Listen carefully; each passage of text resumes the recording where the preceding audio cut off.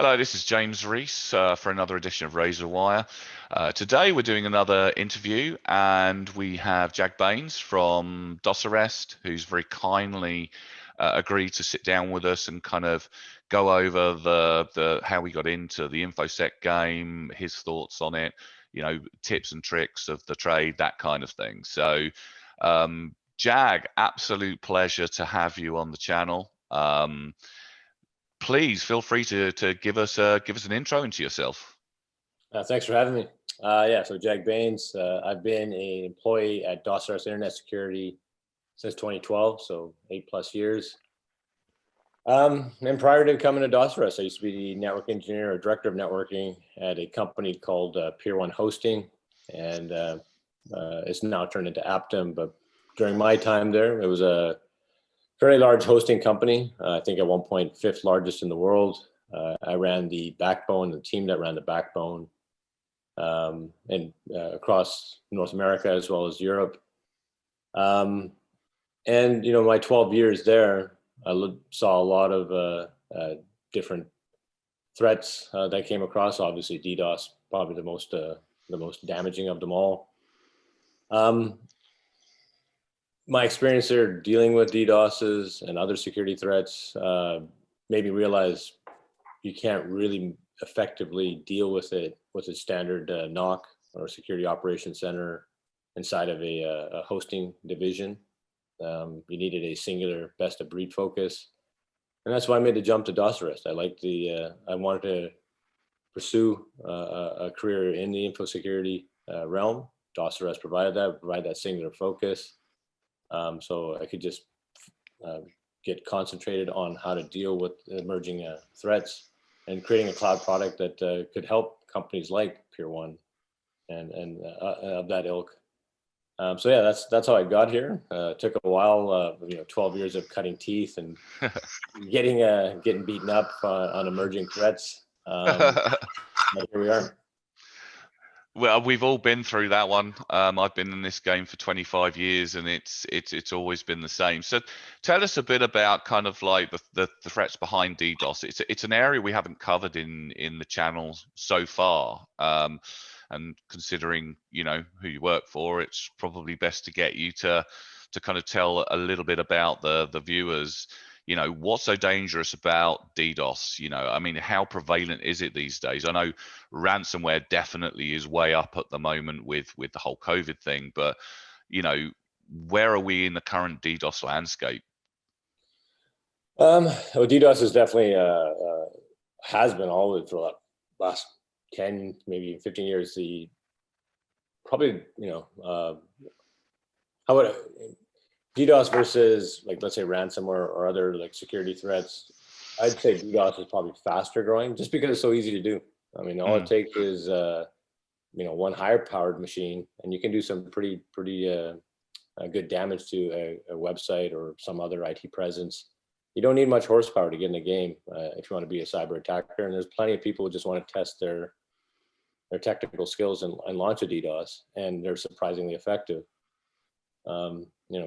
Everyone else, when they think about the DDoS and who the targets are, in their mind, they're thinking like Amazon Web Services or some other big sites that have massive capability and capacity. The reality is the vast majority of websites are running on, either on public clouds with limited resources, don't have really anything bigger than 100 meg or 1 gig pipe, which is incredibly easy to fill up with a simple DDoS. So, if you haven't heard about DDoS, it's only a matter of time before you get affected directly or affected as collateral damage when somebody adjacent to your internet presence is getting attacked. You may not even be in the same data center with your web solution, but you may get impacted because the network servicing your data center is suddenly under duress from a huge amount of attack traffic. I'd say DDoS has been an emerging threat and continues to be, just because it's fairly simple to do. I mean, there is sophistication in there, certainly in building out larger botnets, and it takes a lot of skill to do that. But like I said, you can, with one high-powered server, you can do some pretty good damage in taking down a website. And and the impact is quite bad.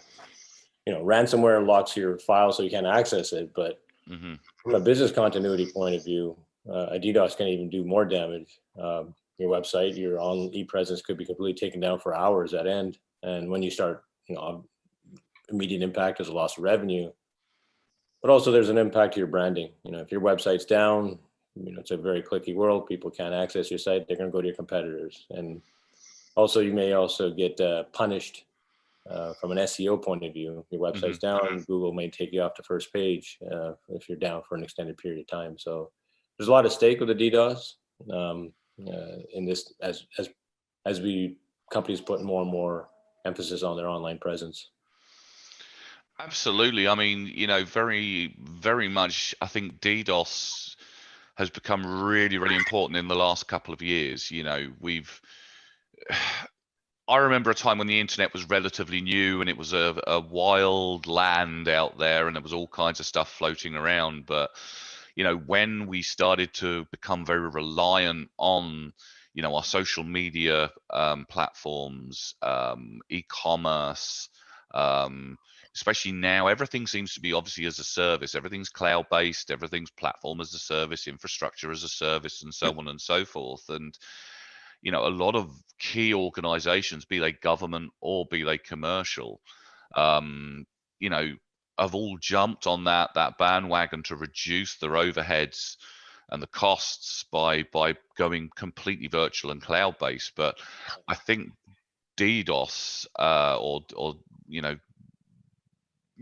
denial of service attacks quite often are forgotten. If you haven't experienced one, you have no idea the pain and the damage that can come from it. I mean, everybody worries about getting hacked.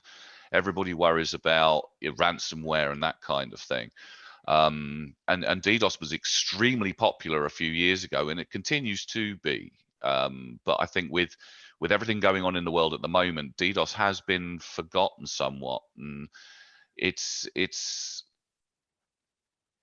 everybody's now working from home, so cloud adoption is becoming bigger.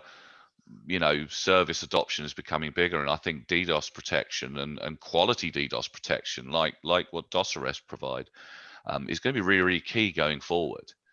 Because there's very few good players in the game. There's a few players in there, but I don't know. Some of them fold under quite significant pressure. So yeah, it's costly to run the infrastructure if you're a DDoS cloud provider like we are. I mean, there's so you can easily, like you said, there have been a few competitors of ours who've had a knuckle under because of expenditures, exposure because of the pandemic and so forth. But going back to your earlier point, there has been a rush to move all services into the cloud to save costs. But by doing so, you kind of lost control of your own resources. You're completely reliant upon your public cloud provider, or your private cloud provider, whatever solution you choose on how to deal with a DDoS, which is it's still, you may not be grabbing headlines right now. Just give it time, but give it a few months. I'm sure there'll be a high profile target that suffers a big DDoS. Right now, ransomware or data exfiltration is grabbing all the headlines because there's been high target, big awareness on the targets that have been exposed by these things.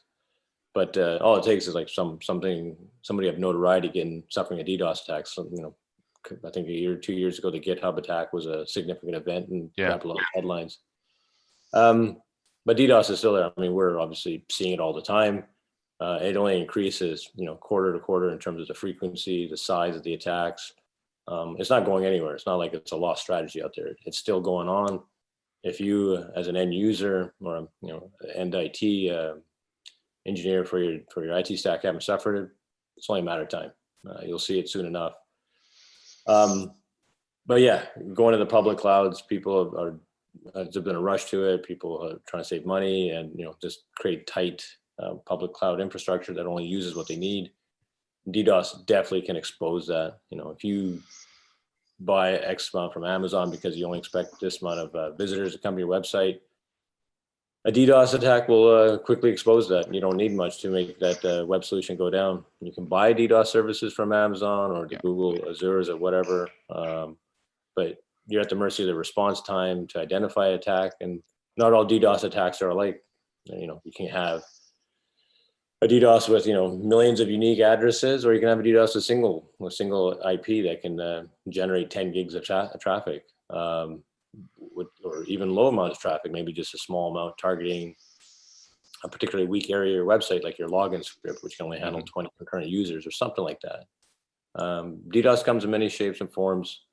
And if you don't have control of your resources and you don't have enough bandwidth or slack in your system to deal with a sudden surge of bandwidth or packs per second, which are emblematic of a DDoS attack, having large spikes in those two areas, you're going to go down. And are you? And a lot of companies do factor in they can suffer X amount of outages per month. Maybe you have the tolerance for it. Chances are you probably don't have for too long though. And of course, if you're a service provider and you don't have adequate DDoS protection, you are providing cloud environments. It's not just you that's affected. You'll have your own SLAs with your customers as well. Right. And of course, if you're offline because and I think you mentioned it earlier on, if you're offline as the service provider, you're not just experiencing it yourself, but you may have 3, 4, 10, 20, 25, 30, 100 customers who are also relying on those services, who are not getting those services, delivered. So, it can get quite hairy from a legal point of view as well. There's a big knock-on effect actually. DDoS is really scary, and I think, I have heard rumblings that it's in every state-sponsored hacker's portfolio as well. They don't always necessarily use it straight away, but they certainly have that capability, and of course they've got more resources than pretty much anybody else, apart from some of the. It's definitely in their playbook. Running a DDoS while trying to do something clandestine, like a data exfiltration. It's like the jab with a DDoS and come with a haymaker with a ransomware or database breach. And you make a very good point. Whilst people are seeing the big screaming berserker running down the hill in the form of a DDoS, they're not going to be looking anywhere else at what else is going on behind the scenes. So it's a great way of it's a great way of causing a really big diversion when somebody is doing something else, because everybody's going to be looking at the DDoS going, oh bloody hell, what are we going to do about this? Imagine and put yourself in that service provider, the scenario you just mentioned. Okay, so you're a service provider that have like 20, 100, hundreds of customers. You're managing X amount of switch ports, X amount of systems. So are you going to have the focus to deal with this multi-vector attack? You've got a massive DDoS come on one side, and your firewall's blaring away, it's saying hey, someone's trying to dictionary password attack your database. Does your team, one-man team, five-man team, does it have enough capability to deal with all these bells and whistles going on in your environment, right? So. And the service provider has the other, you mentioned the legal aspect of providing the service and making sure their end customers are protected. Not only are they under a legal obligation or just a business obligation to try to keep that one customer up, but a DDoS, one of the hallmarks of it is the collateral damage. In attacking one customer, now you could affect everybody in that data center or that service provider's environment. So not only do you have one angry customer, now you have hundreds of angry customers because they all suffer the collateral damage of having pipes running at 100% and unable to process enough bandwidth. So there's a lot of stake for service providers for sure. No, fantastic. So back to you. Right. So what made you get into DDoS? What was the thing? Was it because you come from obviously a big tech background? What made you sit there one day and go, oh, that looks like quite an interesting job? Was it something you kind of dealt with previously and then decided consciously to go into, or was it sort of fall into because something became available? No, definitely wanted to pursue it. My eyes were opened up after the 2003 SQL Slammer virus. I'm not sure if you know about that one, but in 2003, Peer 1 at that time was strictly Peer 1 network. We were running colo data centers, and then we had purchased a hosting division, dedicated hosting division, a company called Server Beach, which the name may be gone by now. But in 2003, I can't remember the exact month. I remember I was sitting in the knock, and we had set up, we've done a good job of setting up our monitoring to see, sudden spikes of traffic and various high amounts of packets per second. All of a sudden, the board lit up, like not just in one data center, like all of our data centers. At that time, I think we had about 7 or 8. So somewhere in San Antonio, Seattle, Vancouver, Toronto, Montreal, like multiple switch ports, all at the exact same time started showing high amounts of unicast packets. Fortunately, we had set up enough monitoring that we saw it in real time, but it was like it was just an eye opener, like, wow, like in a very concerted effort and a very coordinated effort, they managed to expose a series of SQL databases, and all of them just started pumping out huge amounts of traffic and huge amounts of packets per second. So yeah, it was a bit of an eye opener. It showed you the dirty secrets of dedicated hosting, how many exposed systems operate in those environments that are easy to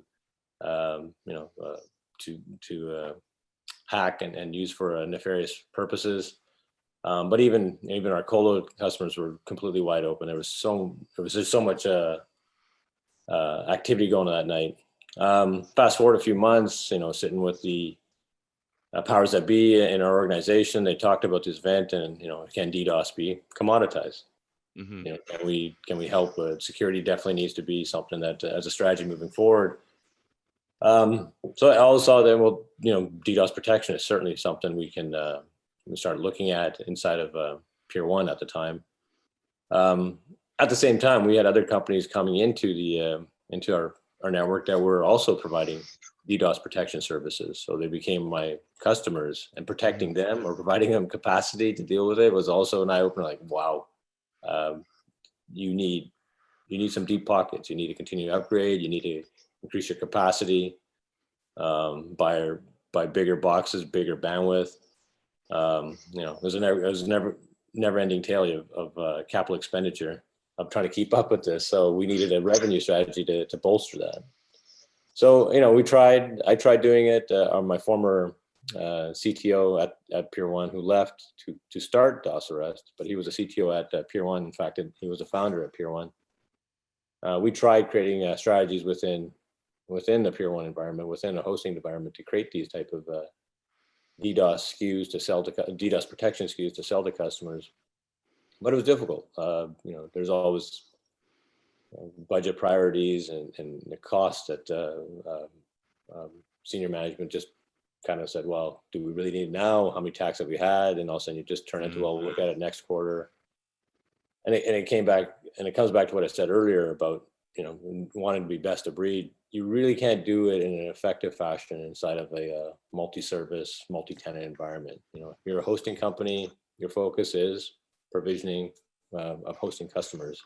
Trying to get as many servers online for this customer for their IT solution, firewalls, whatever, and all the other things that go into managed hosting or colo. Mm-hmm. And then security becomes there are security solutions for them as individuals. Here, buy this firewall, buy this IDS from us. But providing a DDoS service on top of that always became we'll do a best effort attempt, and quite often that best effort just isn't enough in those type of environments.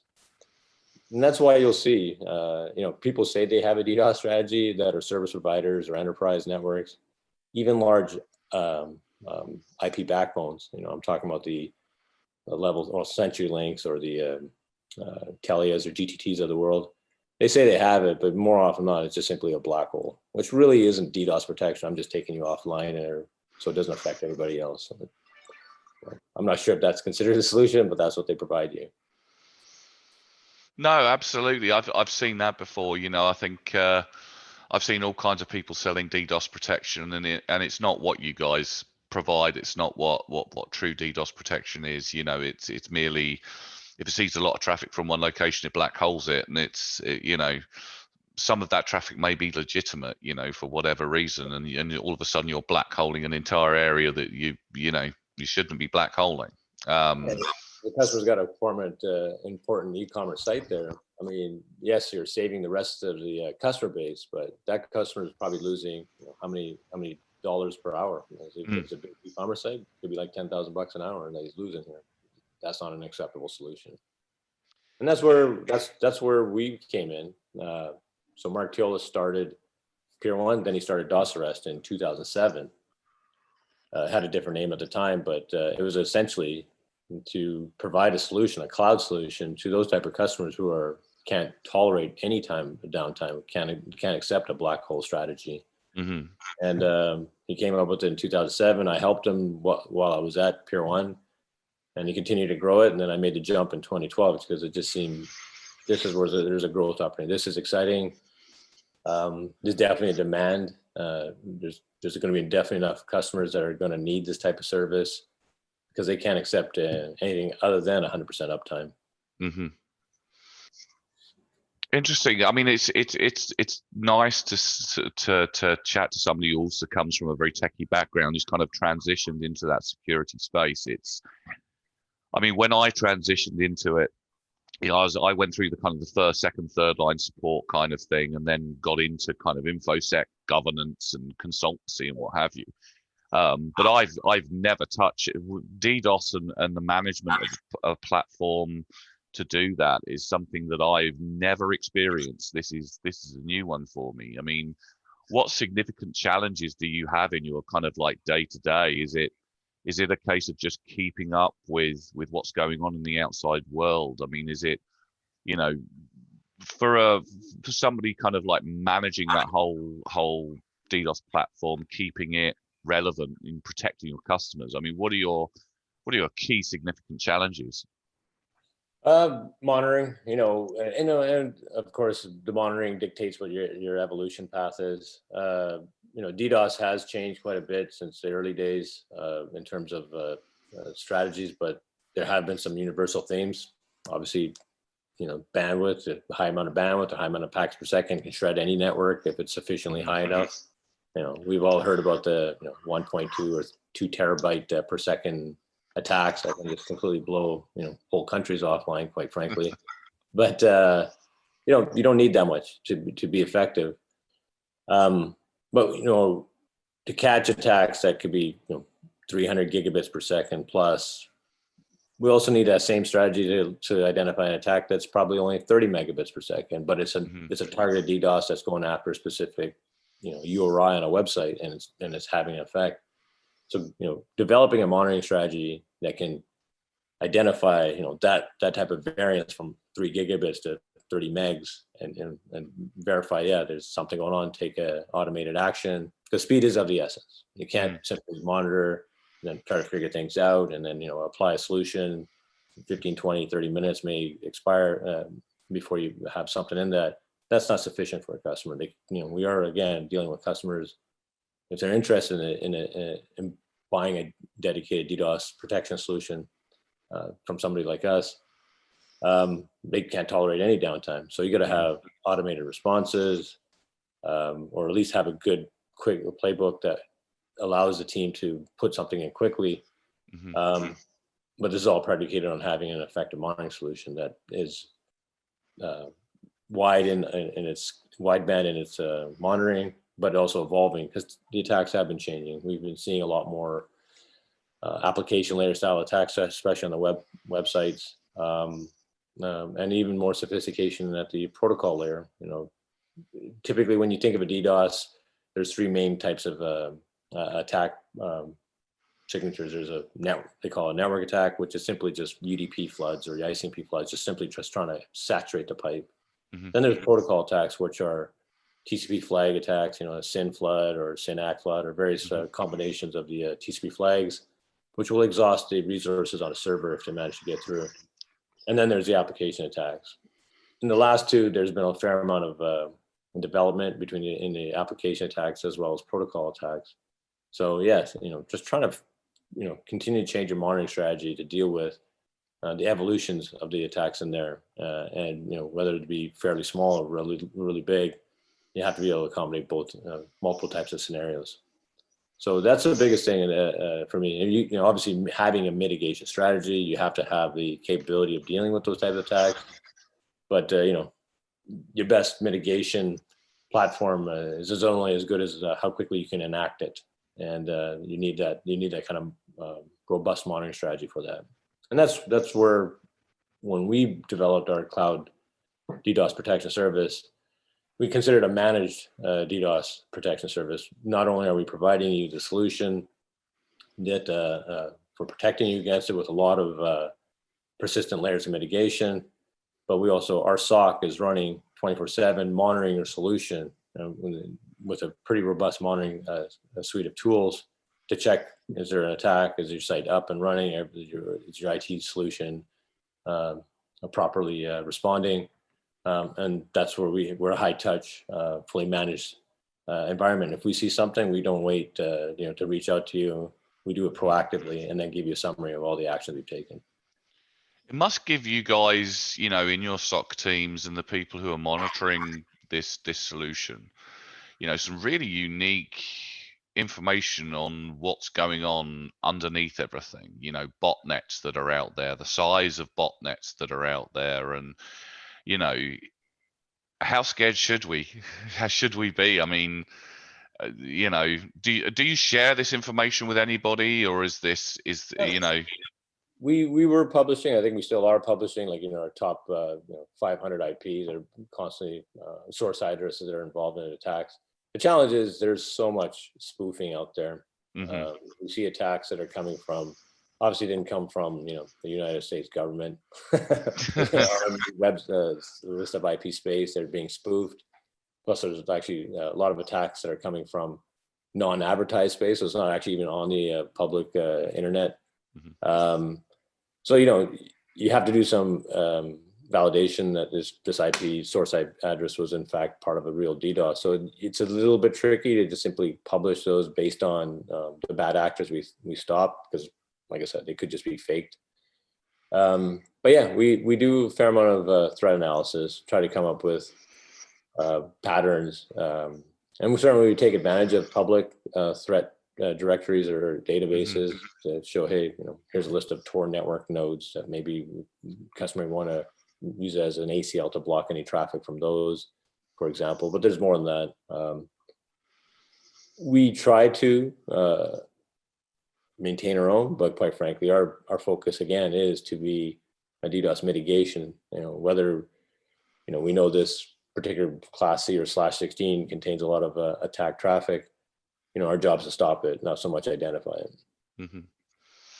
So, I mean, you obviously run some quite extensive teams of people who kind of work in this space. I mean, when you're looking for people to come and work for you, sometimes with people I say, how did you get into it and all the rest of it? And I think from your side of the fence, it's probably easy to say, what kind of qualities do you look for in somebody who can come in? And I mean, this is a phenomenal amount of data that you have to really kind of spend a lot of time analyzing, and you must get a bit blind to it after a while. I mean, when you've been staring at the data sets flowing for 2 or 3 hours, I mean, I did certain things like log reviews in the early days, and 2 hours later I was wishing that somebody would come and stick an ice pick through my head at times. We've all been there. I'm continually still there, so yeah. So I mean, for people getting into this space and who maybe want to transition from the technology space into kind of like the DDoS mitigation, that kind of stuff, what do you look for? If I was to come to you for a job, I probably wouldn't get it, because I'm way out of my league when it comes to this kind of thing. But what do you look for? Well, it depends. I mean, where are you going to enter? Are you willing to enter any frontline support role? Which is, obviously you need to have a fair amount of skills, because our frontline team have the ability to make changes. They don't simply take tickets and kick it up to the engineering team. They actually make the changes on our routers, our proxies, or whatever the systems are, our firewalls and so forth. But yeah, if you're applying for frontline, quite frankly, I'm looking for attitude versus aptitude. I don't expect you to come in with a bunch of certificates and have 5 years of experience. We've hired people who have had just some basic server experience, nothing even too extensive. They've had to learn Linux sysadmin, network administration on the job. As long as you have the aptitude, an attitude for this, not the aptitude, but more about the a good attitude to be excited about getting your hands on some pretty cool tools, cool platforms. It's not every day you can walk in and access a router that is on the global, doing BGP on the global route tables.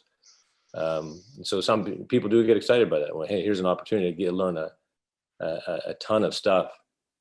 And our expectation is if you're more than welcome to learn as much as you can. We expect you to try to get as many feathers in your cap for future opportunities elsewhere. We're not trying to make you indentured slaves. Well, I'm willing to accept a novice, a neophyte at that level, as long as he's got a good attitude towards this. For other departments, like in our IT or DevOps or dev teams, certainly, we need some proficiency experience shown there. But at the basics, for at least for the IT and network stuff, you should have a fair amount of experience at a sysadmin level. Not just simply installing Linux on your own laptop, but have you had experience working in a server environment that's been, like even a web server, as well as good net admin skills? Do you understand subnetting? Do you understand how routing works, destination-based routing, BGP, IGPs, and so forth? So there are good certificates for that. Preferably have some experience as well, because experience is always going to trump with education. You're going to learn on the job and learn fast, especially in the world of security. Absolutely. I must admit, I did a lot of guest lecturing at one particular university in the UK, and not criticizing those guys, they were fantastic. I won't mention the uni. I found a lot of the information that they were teaching was quite out of date. This space is so quick to change. Let's look at what happened last year. 1 minute we're catering for a very centralized security format with, everything tending to be in kind of like one space or a couple of spaces with a few people working from home. Literally 10 minutes later, everybody's locked down and everybody's told, right, go and work from home. And all of a sudden everything changes and you have to adapt so quickly. And I think what intrigues me about your field and where you are is you've always had to do that. You're making some quite critical changes. You're seeing patterns. All of a sudden, boom, something changes. You're seeing something big happen. It's like, right, fly by the seat of the pants. Let's get this sorted and get this done. And as I said before, you must have seen some frightening sized botnets in the past, starting to spin up. Wow, but one thing that I've learned is, whilst university and a lot of kind of certifications can kind of give you the good baselines that you'll need in this space, you really learn the most in your career when you first get into it. And having a good team around you, good mentors, people can show you the way it actually plays out, because a lot of those uni students are learning the theory behind it. They're not actually experiencing what it's actually like to go through an event. And as you well know, probably better than most InfoSec people. Most InfoSec people experience a security event, quite low key ones, reasonably regular, but the big, real scary events, they come around once in a blue moon if you're lucky. If you're really, really lucky, they never do. But let's face it, we've all been through some of those brown trousers moments. You're doing it on a daily basis, so you must have nerves of steel. I was burnt out at this point. I don't have any nerves left. So. But you got a great point about. I wanted to pick up on something you said about mentoring. So we definitely try to provide as much access to cool tools, and like you said, it's a great environment to see new evolving attacks and how best respond to it, especially part of a team. But all of that is moot if you don't have a good mentoring team. And I come from a classic IT background. I did the call center when I first started back in 96, 97. And I remember having to talk to the IT or sysadmins at a time, and I had to prostrate myself at their feet to get them to look at my issue. And it was like, it just wasn't a very receptive environment, especially for learning. But so the ones who persist, they move on and can get a good career out of this. But it was definitely something I didn't want to do. When I got into sysadmin and netadmin roles, I didn't want to be like that, making people feel like they're subjugates, trying to get information from me. And so at Pier 1, I certainly created a much more open environment with our NOC and netadmin teams. And everybody we hired in our network team came from the NOC. So it paid dividends, and it pays dividends here. Like I said, we have neophytes who come off the street, come into our support team within a year. They become quite proficient in sysadmin and netadmin, as well as, one of the other main tenets of our platform is working with big data. Obviously, we're dealing with huge amounts of data that we have to quickly index and search for to identify patterns. So we have a great team that helps with the training and providing guidance, and when there is a big episode, like you said, pretty much on a daily basis. In fact, there was one last night. I had to work on until about 11 with the netadmin on shift at the time. We've got the support guys involved in a group Slack channel as well as on a conference call, so they can see, okay, here's how we're analyzing it. Here's how we're going to handle this. Here's the flow spec or ACL rules are going to put in place. Yada yada yada. It's completely transparent, and the guys can, the person on call. Oh, sorry, the person on the support shift. He's more than free to ask any questions at that time. He doesn't have to table it and wait for appropriate time. And all it does is make the support team that much better. I have to say, I mean, back in the days when I was kind of running InfoSec for individual companies, whenever I got new people, because I've always made myself a big advocate of looking at the person and the individual coming in who wants to get into it, rather than the skill set that they come with. Having the skills in this area is fantastic. Don't get me wrong. Experience and skills, brilliant, but it's more really based around that person, that individual, and the mindset. And the one thing I always used to do is I used to put them on service desk for 2 weeks. Right. When they first came in, after they'd done their initial training, found their way around the building, got to know a few people, I used to second them straight over to the service desk and do first line. And I'd wait for them to come back to me, and they'd say, eventually, sort of maybe 3 or 4 days in, sometimes earlier, why am I working on help desk? And I'd say to them, look, you're working on help desk because if you can survive 2 weeks of being screamed at, shouted at, asked the most random questions, and still be here, then you've got what it takes to get into InfoSec.